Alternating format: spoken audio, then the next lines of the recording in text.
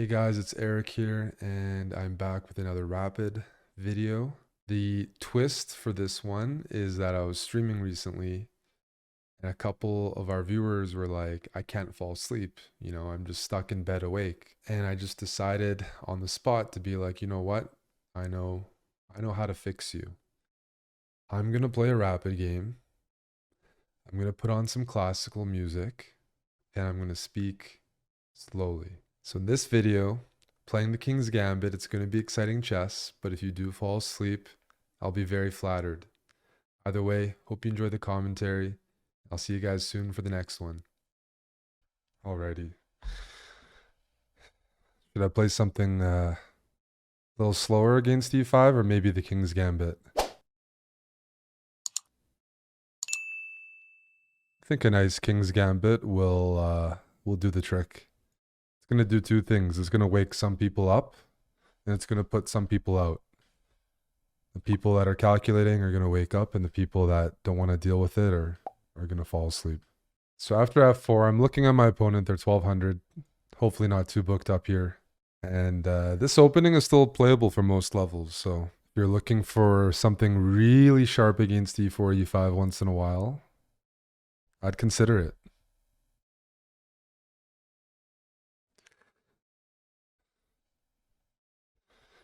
Most of you guys are too young to remember this, but I think around 2009, around the year 2009, Magnus Carlsen used the King's Gambit and won a key game in Bulgaria, if I remember, the MTEL Masters against Wang Yu, who was, around top 10 in the world at the time. So it was before most of you guys were born, but that was a classical game, if I am remembering correctly, which I think I am.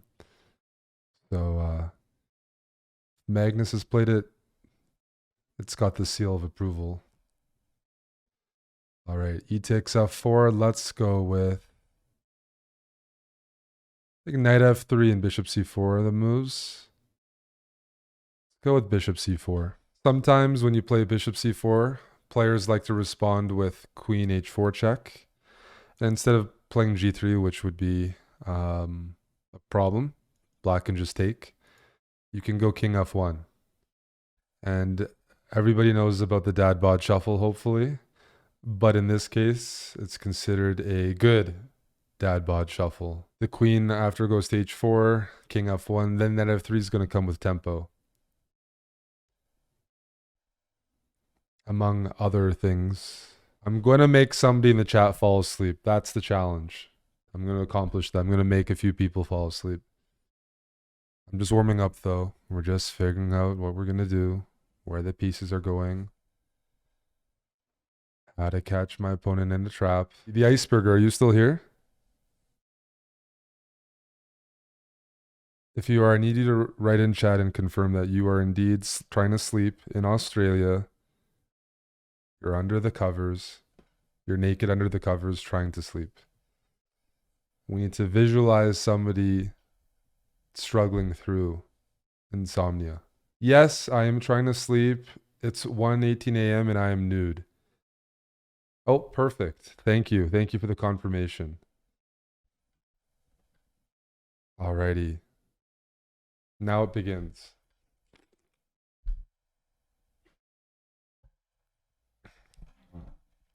So queen h4 check was played as expected. It's a very tempting move. We're not going to play g3 because of fg3.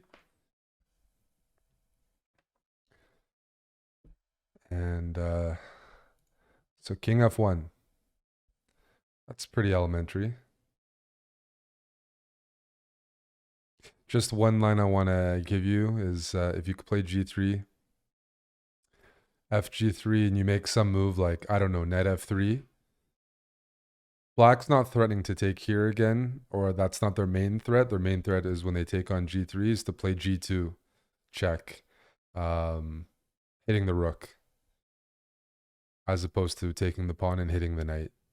But we're going to go king f1. King f1, I want to go knight f3, followed by d4. Bishop takes f4 would be great after that, and then hopefully at the end of it, white is left with a promising center. Yes, if you are trying to sleep and you're taking this challenge, you better be on your phone. That's better proof. That's a really nice line, Jan Christian. It's easy. I can see how somebody misses that now.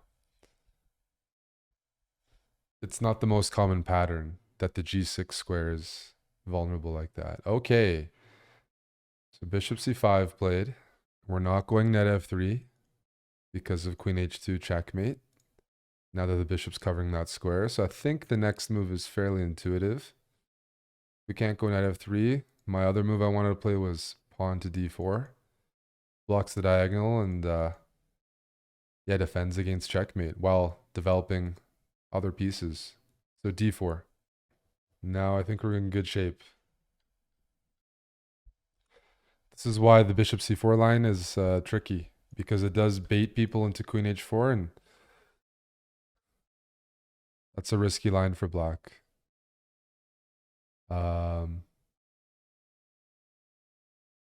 Keep it simple. Let's go knight f3.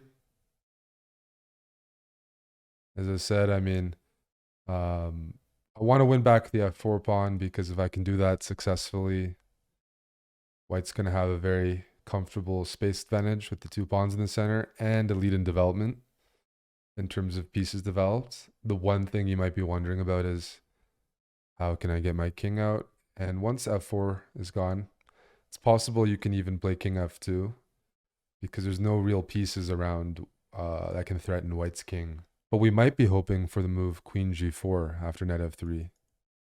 And then we have our patterns with bishop takes f7 check, followed by knight e5, winning the queen. I think queen h5 is more natural because it covers f7, but I could see somebody falling for this. Everett, if you're trying to sleep, stop texting the girls in the chat. You got to let me give commentary. You got to take your hands off the phone. Queen h5 is not forced. You could move your queen back to e7 or d8. Either way, not only bishop takes f4 is going to be possible there. Queen f6 is also a move. But I might consider after a move like queen e7 to play knight c3. And try to continue harassing the queen while developing pieces. And you know what we're doing right now? You know, I'm playing at 1200. I'm trying to help some people fall asleep, but also I'm going to win this game. And you want to start off your day in a good mood. It's not even 8 a.m. here. Find some poor 1200 in the rating pools and attack them. Start your day off strong with a win.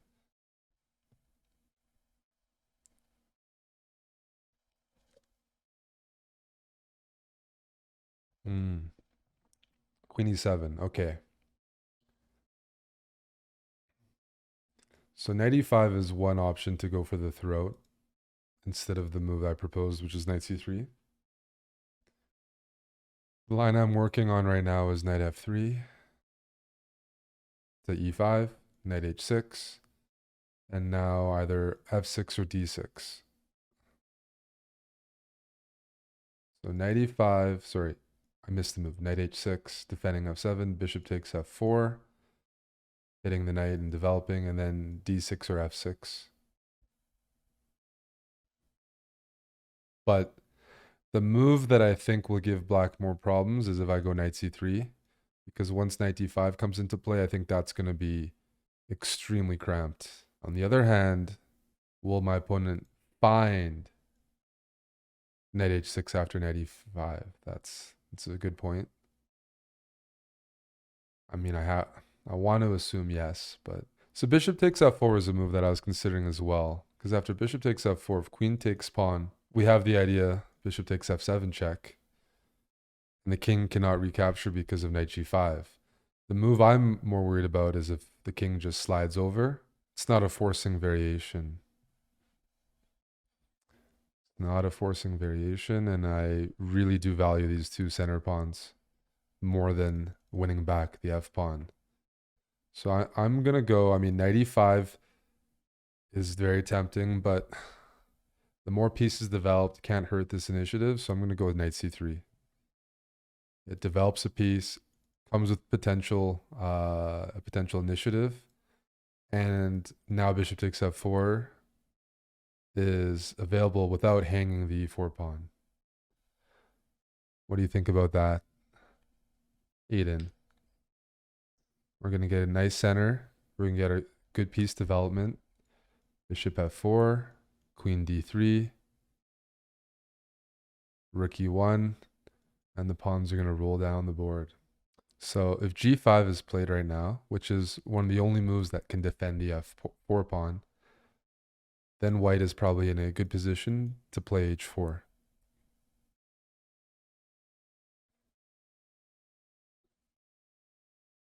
Ooh.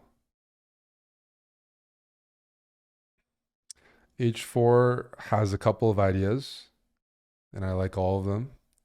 You're activating your rook if you ever get to play h takes g5, and getting a rook involved early is very valuable. I'll have a very nice file. But if g4 is played after h4, then we're going to get knight e5 or knight g5, which is a move we were already exploring, but with tempo. So h4, g4, knight e5 hits f7, f4 is hanging. That looks very pleasant. But we're going to take our time here. We're going to take our time. We have to enjoy this good position. Let it simmer. Good morning, Chulam. We're trying to help a few lads fall asleep. Are you one of those lads? Would you like to explore the King's Gambit with me under the covers? You know, metaphorically. Okay. Besides h4, I mean, if I wasn't playing h4 here, I'd probably play knight e5, because now that the g pawn is moved, knight e5, knight h6. Queen h5, the knight on h6 doesn't have a g pawn to defend itself.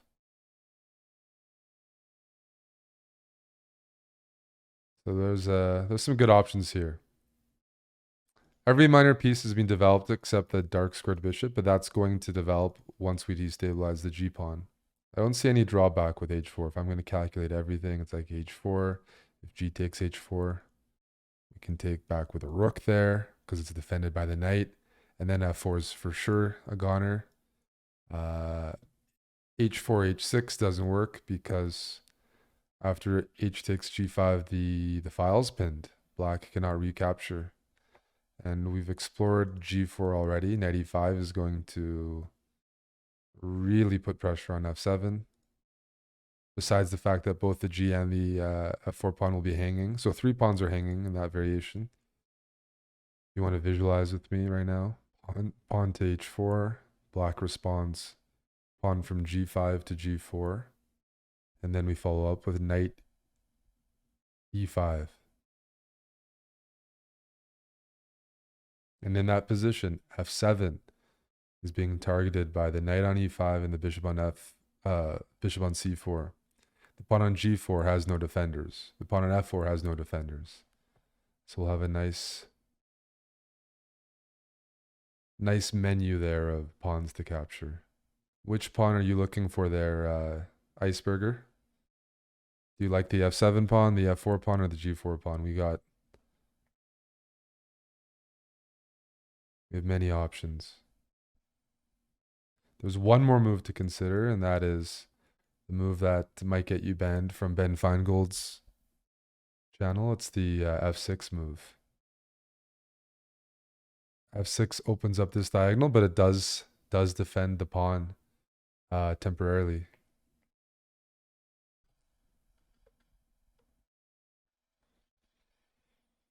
So let's figure out what to do after h4, f6.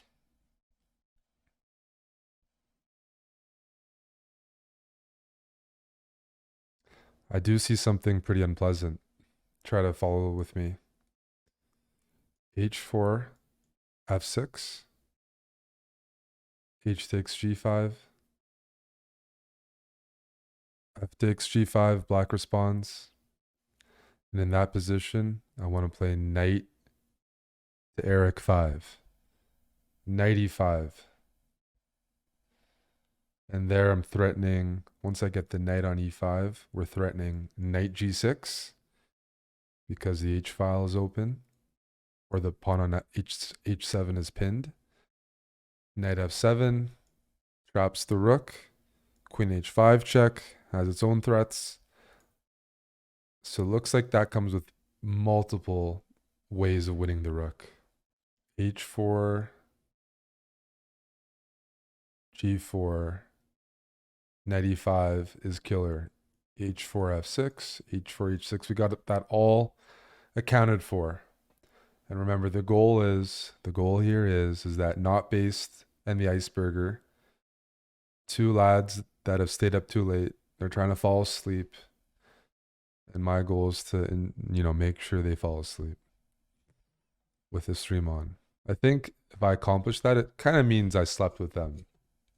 So I can increase my count. The amount of people I've slept with will have gone up considerably.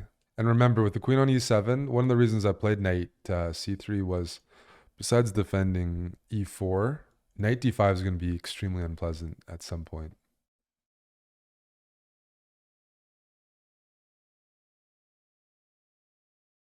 That's thank you for the feedback, JFWL. I'll consider it for sure. Points are points, and I'm going to play h4 here. Hey, thank you for the raid. Thank you for the raid. It's morning here in Canada, and we're actually just going back to bed with a nice rapid game.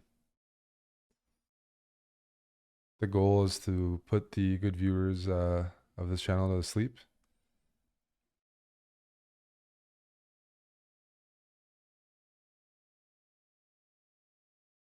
But after h4, I don't see a good move.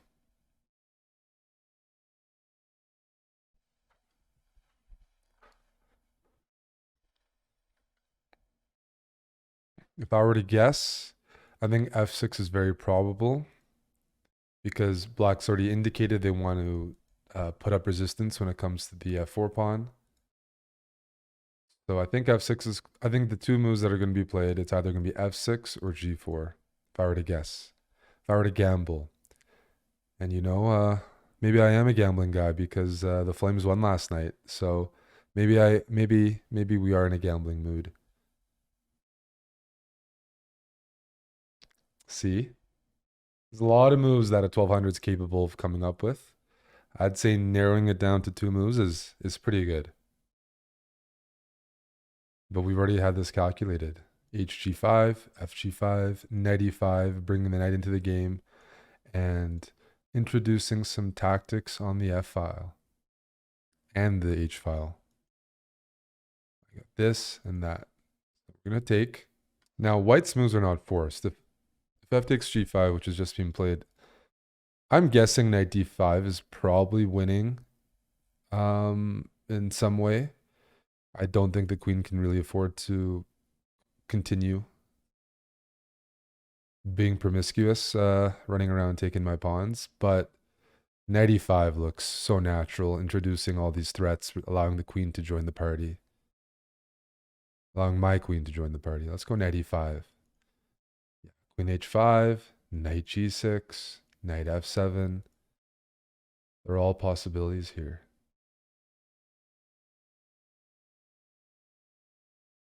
And I'm liking the way this is looking already. So we have a few options. d6 has just been played.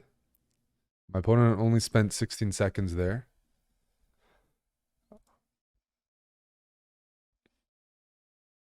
Queen h5 check. Looks very promising. Knight g6 right away. Looks very promising. Knight f7 looks very promising. Lot of options here. Now, usually when you have a bunch of moves that are winning, you just want to pick one that you're comfortable with. You're not going to be graded poorly for finding a winning move that's not as winning as the other move. There's a threshold. So being up a queen as opposed to a queen and a pawn. Being up a queen is fine. Being up a rook instead of being up a queen. That might also still be enough depending on your level. Um, but we'll see. We're gonna find one thing that helps for that is out of all the options, which ones allow the least amount of counterplay. That might be a metric. Counterplay allowed. Activity. So if I can win a material here and black is still left with pretty much no options, I'll feel pretty good about that. I'm just waking up here, my friend Dave. I'm helping other people go to sleep, like Everett and Aiden. We're doing some 30-minute chess, and this was an impromptu stream to put the boys to bed. So one of the lines that I'm looking at right now is Queen H5 check, King D8. It looks like a full rook after Knight F7. Queen H5 check, King F8. There's Knight G6. Forking the king, rook and queen. So black has to capture, and then queen takes H8. Oh, we better turn that off. Oh, how do I turn slack off? That's going to wake everybody. Oh my goodness. I just compromised the entire show by having slack on. Oh boy, I apologize.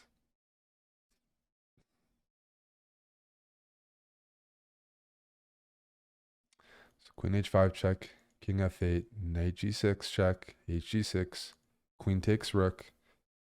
Threatening checkmate on G8 because this bishop's bearing down on that knight, and then maybe bishop E6. So we're trying to figure out how we can win the most. Queen H5 check, king F8, knight F7, bishop takes D4. Got to calculate that as well, because then the bishop on D4 defends the rook on H8, but then there's knight takes H8, bishop takes H8, and queen takes H7. So there's stuff to calculate there as well. But that's after queen H5. So knight F7 right away, the D4 pawn's not hanging. That's pretty tempting. Because queen check and then knight F7, D4 hangs. Without queen H5, it doesn't. And if that's a full rook, it's a full rook. It's not necessarily a full rook, but looks pretty darn good. We can keep this queen H5 check in our pocket. I don't think we can go wrong with knight F7, and it's 8 a.m. You can forgive me for not calculating everything, but after knight F7, pretty sure this rook is falling. And we still have queen H5 check in our pocket. Appreciate the subs. There's a few subs I haven't called out. I'm just waiting till after the game while we put a few people to sleep. Enthusiasm in my voice would not pair well. So I wonder, black's going to play bishop E6 or just try to defend, hold on to the rook.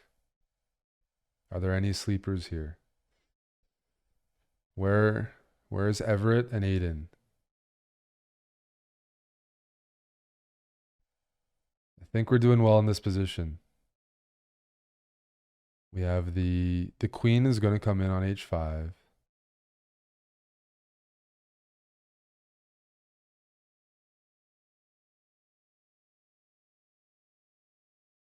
Hello, the iceberger.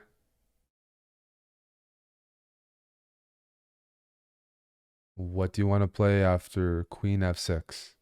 Let's assume black plays queen F6, trying to hold on to some material.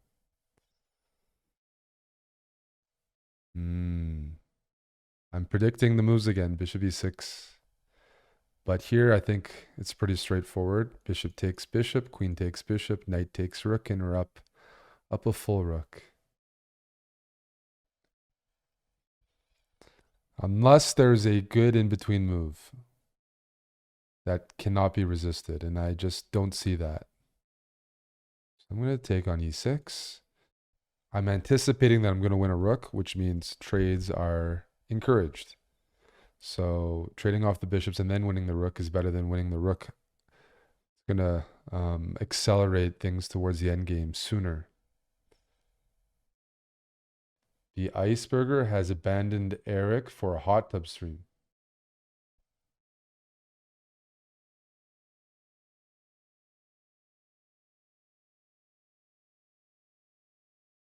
Do you have proof of this? Ambidan,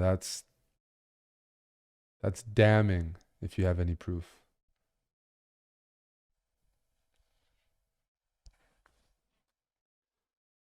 I think I'm gonna just grab the rook. Why not, right? Knight takes rook.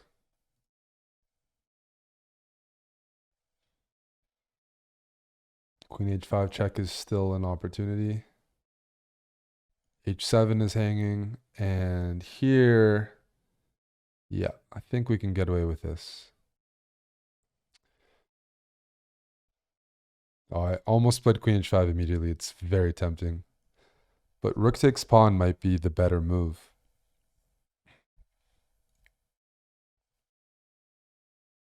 To throw that in first. So one of the lines I'm looking at is rook takes h7, bishop takes d4, knight d5, and black's pretty much run out of moves. Where's the Iceberger? Might as well bring this rook in. The queen is going to come. And in the meantime, it's still defending d4. Plus, by taking yeah. Because the alternative is to check and try to take this way, but technically something could go wrong with all of my pieces on the king side. So we're going to start with rook takes h7 and prepare knight d5. I do like, this is a very good rook, right? Defends the knight, has control of the h file, but also puts significant pressure on the 7th rank.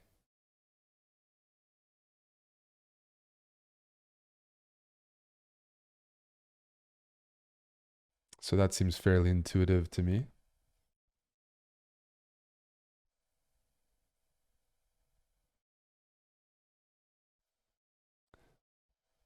Not based. What's our next move as white? There's two people looking to fall asleep, and we have not heard them check in a while. So I'm hoping they've fallen asleep, and I'm expecting resistance. I think they're just being nice. Usually it takes a bit longer to fall asleep. Queen h5 check is coming, and then I'm going to bring the knight back into the game. You know, queen h5, king slides over, knight f7 check potentially, or all the pieces are coming. Now, I did mention this bishop never got in the game so far because black has stubbornly defended the f4 pawn at the cost of losing everything else. That was a trade-off. So this bishop did not join the game. It's going to be left at home, most likely. But black ended up losing significant material trying to hold on to that pawn. So, I mean, that's a trade I'll make any day. Any day. Usually the rook, it's only move 14. I mean, it's not very common to have a rook penetrate so early in the game.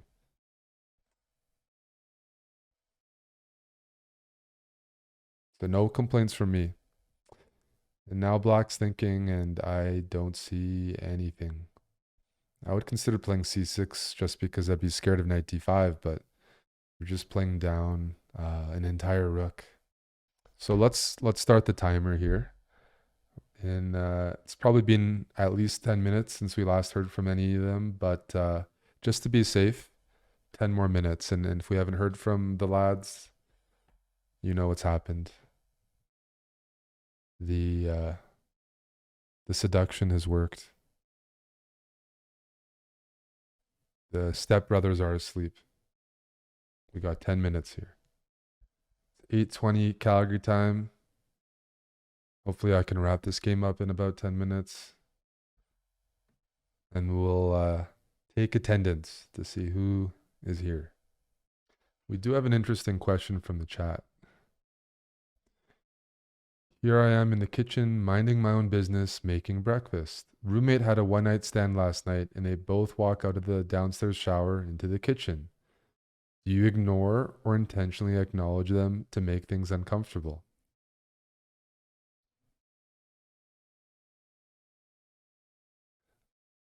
Just depends the kind of mood you're in. I usually acknowledge. I usually make conversation myself. That might be a Canadian thing, or just I like to troll people. Just see what happens. But um, definitely make some small talk with the guest for sure. I definitely think we acknowledge here. We definitely acknowledge. There's only one correct answer, I think, the more I think about it. If you don't acknowledge, it's going to be like chess. You're going to be thinking about what you could have done.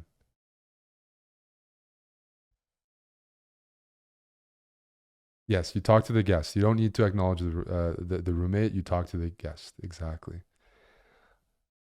Alrighty. Black played 97. Can't complain about that move. It develops a piece and gives the king a little bit of cover on the seventh. However, however, I have something in mind.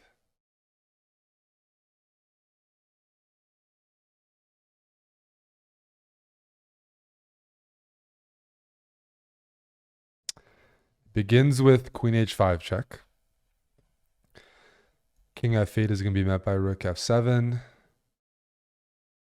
King d8 might be met by knight f7, and I can bring the knight in with tempo. King d7. I have knight d5 as a move, but might have something else that I'm exploring.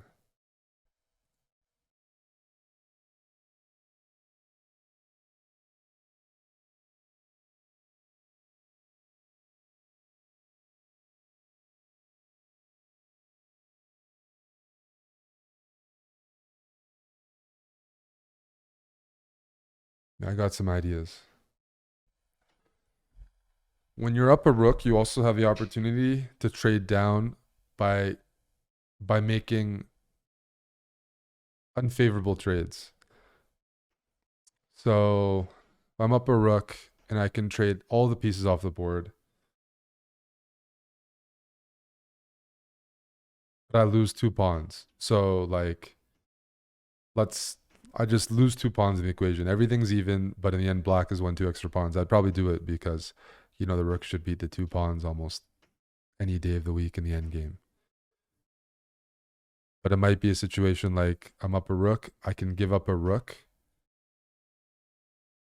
for, I got a rook and two pieces versus two pieces. Maybe I want to give up the rook for one of the remaining pieces, and I'm confident I can win up a piece instead of up a rook because I'm closer to the end game. It really depends, but I'm not opposed to giving this rook up under the right circumstance. Here, rook takes e7 would be great if king takes e7 was forced. It still might be great as it is, but queen takes is a possibility.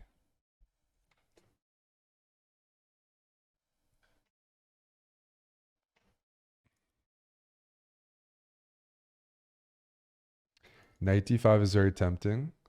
I'm looking at queen takes d4, rook takes e7 check. If king moves back, queen e8 is going to be checkmate immediately. But if king c6, we got to keep looking.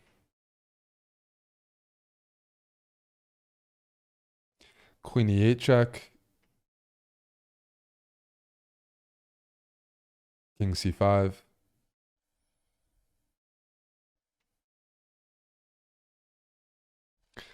I think I have a better version of this.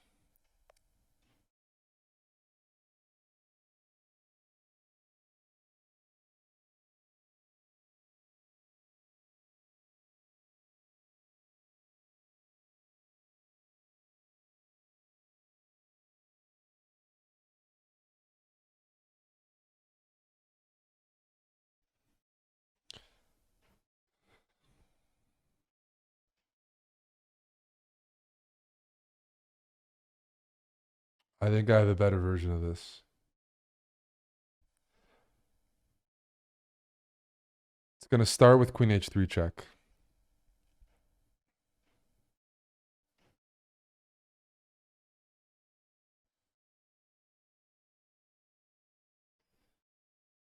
One reason I like queen h3 is that the king makes a run for the queen side. I can play d5 check, king c5. And now because my queen is back a little closer to the initial position, I can swing the queen over to d3 and looks like we're almost at checkmate. The king goes this way, the queen's going to be in a good spot to challenge. So that's why I preferred this check over g4, maybe other checks. Is I do see situations where I want to move to d3. Knight d5 was winning, just in case you're curious. There's a lot of winning moves. You're up a rook, gonna have different opinions there, but this move might not require much more work. 3 more minutes until it's half past.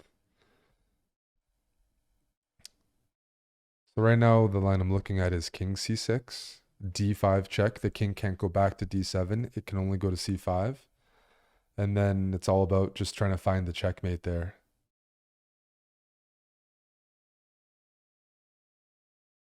And I believe it's forced checkmate, pretty much.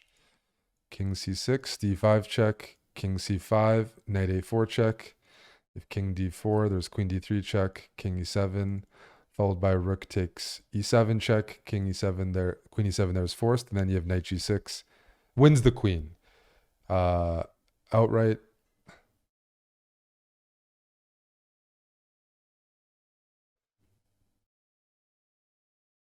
I'm happy to see this move because I have something in mind.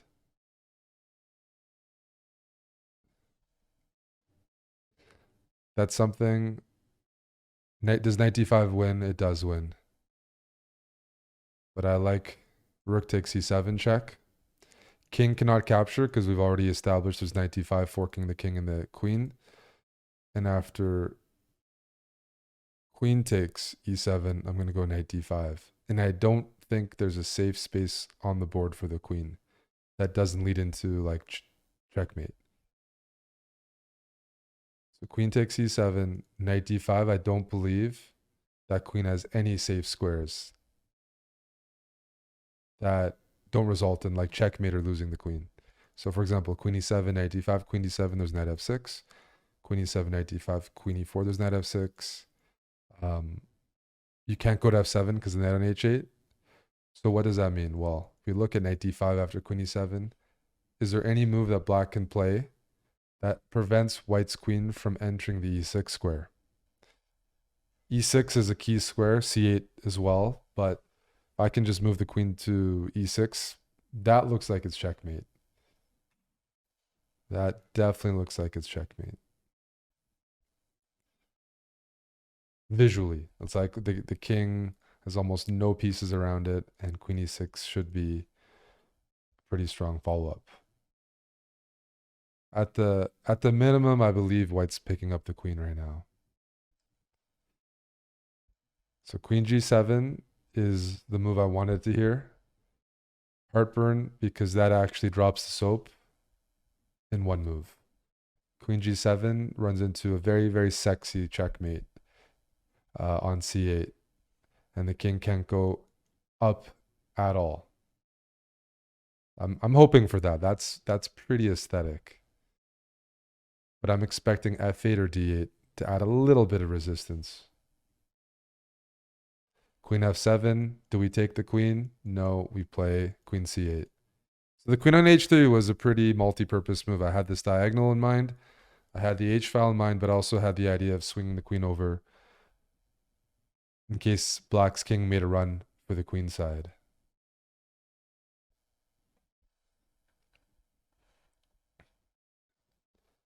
This move probably prolongs the game the most. So winning the queen may not actually be satisfactory in this situation.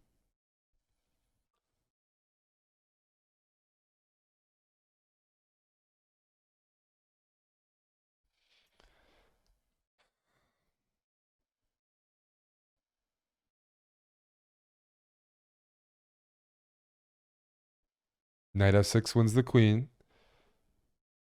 I'm just hoping there's something prettier than that.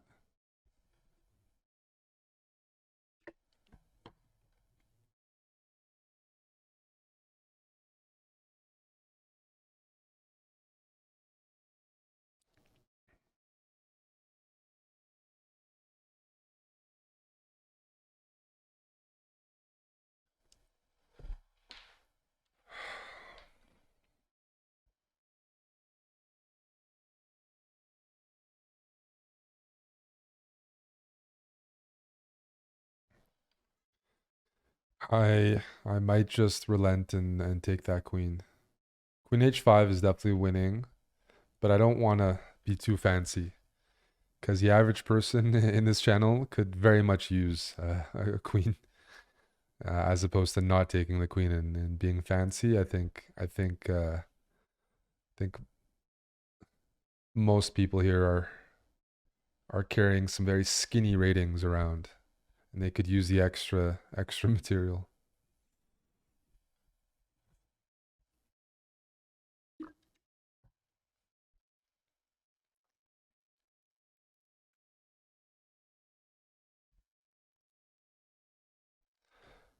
Gonna grab. We're still gonna find a checkmate. Let's check here. And if king e6 or king f6, we have queen f7 checkmate. Double check that it is checkmate. Check. Defended by the knight. King can't go there, there, there, there, there, there.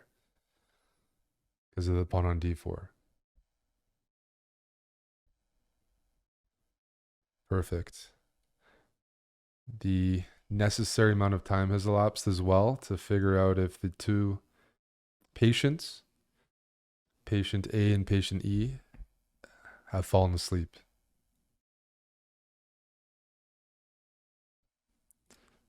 Alrighty. Good game. We're not going to play any KO stuff here. We got people sleeping. But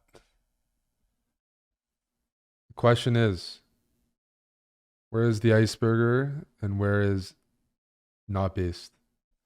The two people that were trying to sleep. Somebody's sleeping in my apartment. No, no, no. I'm doing it remote right now.